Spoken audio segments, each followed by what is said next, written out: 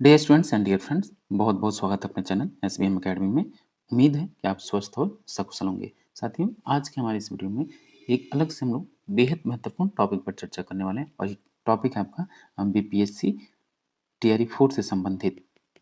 कि इसमें हम लोग चर्चा करेंगे, एक तो जो आपका नोटिफिकेशन कब आएगा और जो आपकी अधियाचन वापस आई है तो क्या उसमें सीटें बढ़कर आएंगी या जो सीटें हैं उससे कम हो जाएंगी।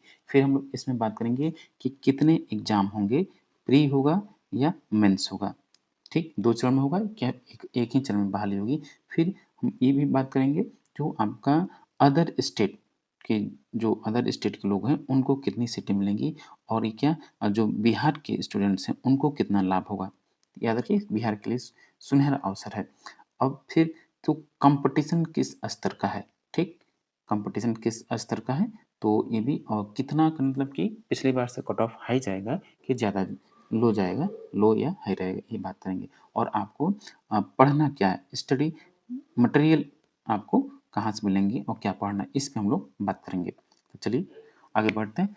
सबसे पहले एक तो आपसे गुजारिश है, रिक्वेस्ट है, चैनल को आप ज़रूर सब्सक्राइब करें, साथ ही वीडियो को लाइक कीजिए।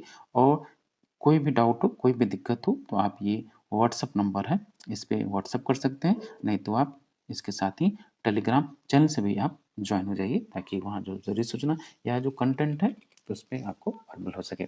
चलिए, तो सबसे पहले हम लोग बात करेंगे, एक तो जो टीआरई 4 के तहत, टीआरई 4 के तहत खासकर पॉलिटिकल साइंस में कितनी सीटें हैं। अभी जो भी अधियाचन आए थे तो उसमें 665 सीटें थी टोटल। तो अब तो ये रिकॉल मतलब तो वापस हो गया है। तो हो सकता है, देखिए इसमें सीटें, ये पहली बात कम नहीं होंगी, हो सकता है कि इसमें आपकी सीटें बढ़कर आए। ये तय है कि कम तो नहीं होंगी, ये जान लीजिए सीटें बढ़कर ही आएंगी। कुछ दिक्कतें हैं, जैसे आप कह सकते हैं उसमें आपके जो अतिथि शिक्षक हैं उनसे संबंधित तो इसी वजह से दोबारा आयोग ने भेज दिया है। अब हम लोग बात करेंगे, सीट जो है बढ़ोतरी तो होगी, नोटिफिकेशन आपका कब आएगा, ठीक, नोटिफिकेशन कब आएगा तो ये नोटिफिकेशन जो आपका होगा, जस्ट आप अगले हफ्ते में इंतजार कीजिए, एक हफ्ता, एक वीक तक आप इंतजार कीजिए, हो सकता है इससे पहले आ जाए। अधियाचन जब भी सरकार आयोग को भेज देगी उसे जस्ट 3 से 4-5 दिन में आपका मतलब कि नोटिफिकेशन रिलीज हो जाएगा। एक चीज़ ये, तो अभी फ़िलहाल जो एक और बात चल रही है कि एग्ज़ाम जो है कितने स्तर का होगा, प्री होगा या मेंस होगा। तो याद रखिएगा, देखिए अभी फ़िलहाल जो अंतर की बात है, एग्ज़ाम आपका एक ही चरण में होगा, 2 चरण में नहीं होंगे।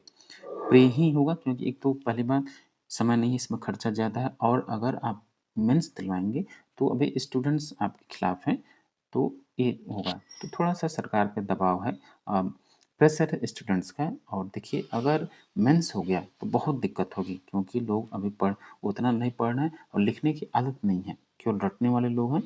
खासकर मैं बिहार के स्टूडेंट की बात कर रहा हूँ, वो लोग अभी इतना नहीं पढ़े, केवल अभी तो केवल प्रैक्टिस सेट एमसीक्यूज को सॉल्व करते हैं वन लाइनर। जब लिखने की बात होगी तो दिक्कत बहुत होगा, और जो आपकी सीट्स हैं एकदम वो वैकेंट यानी खाली ही रह जाएंगी, सीट फुल ही नहीं हो पाएगी। तो चूंकि सरकार तो चाह रही है, लेकिन अभी अंदरूनी बात यह है, विभाग कह रहा है, शिक्षा विभाग के जो शुभचिंतक हैं वो कह रहे हैं कि नहीं, एक ही चरण में परीक्षा हो। सरकार ने तो आयोग को भेज दिया कि भाई आप जैसा चाहें एग्जाम करा सकते हैं। तो देखिए अभी आप मान के चलिए कि केवल और केवल एक ही चरण में ये शिक्षक बहाली होगी टीआरई 4 की। तो आप घबराइए नहीं, घबराने से कुछ नहीं होगा, बस आप पढ़िए, आप अपना फोकस कीजिए उस पर। ठीक, अब थोड़ा सा एक जान लीजिए कि जो रिजर्वेशन है, रिजर्व जो रिजर्वेशन है आपका, आरक्षण है जो, ठीक, वो आरक्षण किस पर कितना लागू होगा। तो याद रखिए कि जो एक तो बिहार के लिए जो लोग बिहार से 10th पास आउट हैं या 12th पास आउट हैं या बिहार का जो बिहार के नागरिक हैं या डोमिसाइल जिनका है, उनको लाभ मिलेगा, ठीक। और जो अदर स्टेट के हैं, ठीक, तो सामान्य में लगभग मुझे लगता है कि वो 11 से 15% तक ही अदर स्टेट वाले यहाँ आ पाएंगे। सीटें रिजर्व कर दी गई हैं। तो बिहार के लिए, खासकर बिहार के जो स्टूडेंट्स हैं उनके लिए एक सुनहरा मौका है, जो जिनका 1 नंबर या 2 नंबर से रुक जा रहा था या 3 नंबर से वो मेरिट से बाहर हो जा रहे थे, अब उनके लिए है। और दूसरी बात कि जो अदर स्टेट के स्टूडेंट्स हैं वो आपसे, इतना है कि जनरल में जो फाइट होती है वो आपसे, मतलब कि जो इलाहाबाद में तैयारी कर रहा है, जो दिल्ली में तैयारी कर रहा, ठीक, तो लखनऊ में, मतलब बाहर लोग जो रह के पटना में तैयारी कर रहे हैं, वो वही जनरल जो है उसकी मेरिट को हाई कर देते हैं। अब वो उतना नहीं है, हो सकता है कि अब आपका कट ऑफ जो है वो जितना आप एक्सपेक्ट कर रहे हो उतना ना हो। मौका जो मिलेगा अधिक से अधिक बिहारी स्टूडेंट्स को मिलेगा। ये सरकार ने ऐसा कुछ इसमें अपनी पॉलिसी या इसमें कुछ ऐसे नियम का निर्माण किया है कि अधिक से अधिक बिहार के स्टूडेंट्स, उसमें भी फीमेल जो कैंडिडेट हैं, फीमेल कैंडिडेट हैं, इनको अधिक लाभ होगा। ठीक, तो इस चीज़ में आपके लिए पॉजिटिव संकेत है, नेगेटिव इसमें कुछ नहीं, चारों तरफ से पॉजिटिव है। बस आप थोड़ा सा पढ़िए और ये घबराने की जरूरत नहीं कि प्री होगा कि मेंस होगा।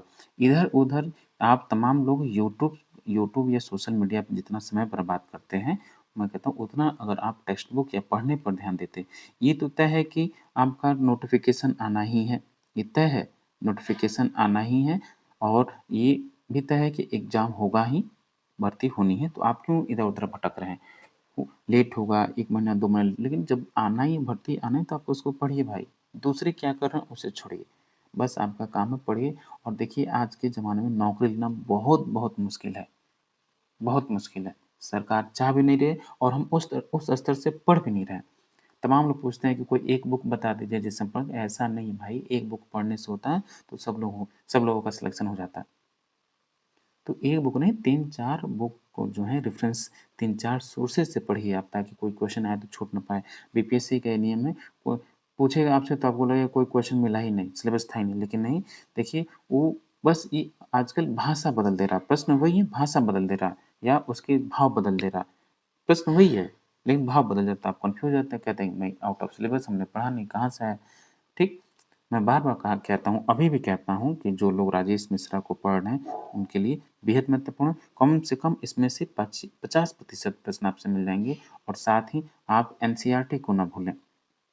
जो खासकर टीजीटी वाली तैयारी कर रहे हैं, वो वहाँ के बिहार की जो 9th-10th की पुस्तक है, उसको ज़रूर पढ़िए आप।